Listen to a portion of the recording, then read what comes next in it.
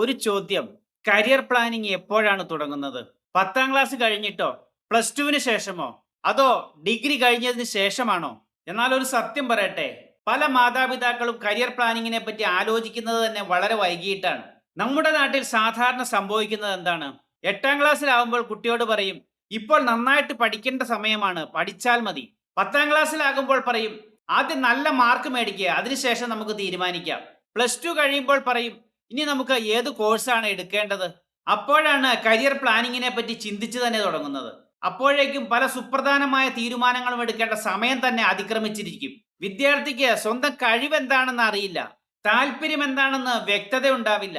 മാതാപിതാക്കൾക്കും ആകെ ആശയക്കുഴപ്പത്തിലായിരിക്കും. അവസാനം ചുറ്റുപാടുള്ള മറ്റാളുകൾ പറയുന്ന വഴിയോ അല്ലെങ്കിൽ അയലത്തെ കുട്ടി പോയ വഴിയോ ഒക്കെ തിരഞ്ഞെടുക്കാൻ നിർബന്ധിതരാകും. അല്ലെങ്കിൽ കിട്ടിയ മാർക്കിന്റെ അടിസ്ഥാനത്തിൽ എന്തെങ്കിലും ഒരു തീരുമാനത്തിലെത്താൻ നിർബന്ധിതരാകും. ഓർക്കുക, കരിയർ പ്ലാനിംഗ് എന്നത് ഒരു നിമിഷത്തെ തീരുമാനമല്ല, അത് ഒരു ദീർഘമായ യാത്രയാണ്. ഈ യാത്രയുടെ ഓരോ ഘട്ടത്തിലും വ്യത്യസ്തമായ ലക്ഷ്യങ്ങളോടെ മുന്നോട്ട് പോകേണ്ടി വരും. ഒരു കുട്ടിയെ സംബന്ധിച്ച് 6ാം ക്ലാസ് മുതൽ 8ാം ക്ലാസ് വരെയുള്ള കാലത്ത് കരിയർ തീരുമാനിക്കേണ്ടതില്ല. പക്ഷേ കുട്ടിക്ക് എന്തിനാണ് താല്പര്യമെന്ന് ചിന്തിച്ചു തുടങ്ങേണ്ട കാലമായിരിക്കുന്നു. ഏത് പ്രവർത്തനത്തോടാണ് ആവേശമെന്ന് അവരുടെ പല ബിഹേവിയറിൽ നിന്നും പേരൻസിന് മനസ്സിലാക്കാൻ സാധിക്കും. സ്പോർട്സ് ആണോ, സയൻസ് ആണോ, ആർട്സ് ആണോ, ടെക്നോളജി ആണോ, ഇവ കണ്ടെത്താൻ ഏറ്റവും നല്ലത് മാതാപിതാക്കളും അധ്യാപകരും ശ്രമിക്കുന്നതാണ്. ഗ്രേഡ് 9, 10 കാലഘട്ടം ഏറ്റവും നിർണായക കാലഘട്ടമാണ്.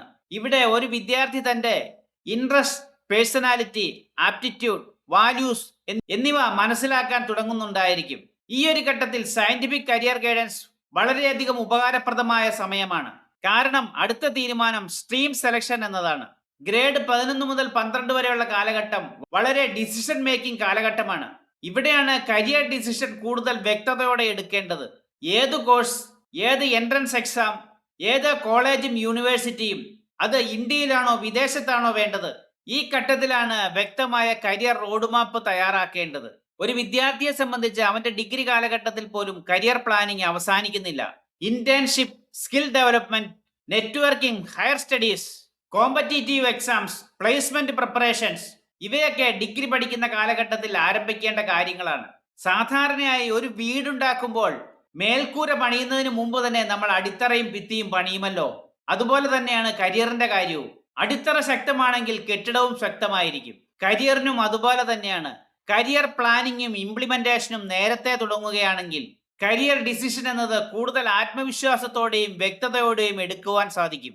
അതിനാൽ കരിയർ പ്ലാനിംഗ് എന്നത് പ്ലസ് ടു കഴിഞ്ഞ് തുടങ്ങേണ്ട കാര്യമല്ല. സെൽഫ് അവയർനെസ് തുടങ്ങുന്ന കാലം മുതൽ തന്നെ കരിയർ പ്ലാനിങ്ങിനെ പറ്റി ചിന്തിച്ചു തുടങ്ങാവുന്നതാണ്. ഓർക്കുക, കരിയർ പ്ലാനിംഗ് നേരത്തെ തുടങ്ങുന്നത് കുട്ടിയുടെ ഭാവി നിർബന്ധിച്ച് തീരുമാനമെടുക്കാനല്ല, അവന് കൂടുതൽ അവസരങ്ങളും വ്യക്തതയും നൽകാനാണ്. ഈ വീഡിയോ എല്ലാ മാതാപിതാക്കൾക്കും ഷെയർ ചെയ്തോളൂ. ഒരു ശരിയായ സമയത്ത് ലഭിക്കുന്ന കരിയർ ഗൈഡൻസ് ഒരു കുട്ടിയുടെ കരിയറിന്റെ ദിശമാറ്റം കൂടുതൽ വ്യക്തവും സുശക്തവുമാകാൻ സഹായിക്കും. നാളത്തെ വീഡിയോയിൽ നമുക്ക് പരിശോധിക്കാം, വിദേശത്ത് പഠിക്കണോ ഇന്ത്യയിൽ പഠിക്കണോ, ഒരു ശരിയായ തീരുമാനം എങ്ങനെയാണ് എടുക്കേണ്ടത്. ഇന്നത്തെ വീഡിയോ ഇഷ്ടപ്പെട്ടാൽ ഷെയർ ചെയ്യാനും ലൈക്ക് ചെയ്യാനും സബ്സ്ക്രൈബ് ചെയ്യാനും മടിക്കരുത്. നിങ്ങളുടെ പ്രതികരണങ്ങളാണ് എന്റെ മോട്ടിവേഷൻ. താങ്ക്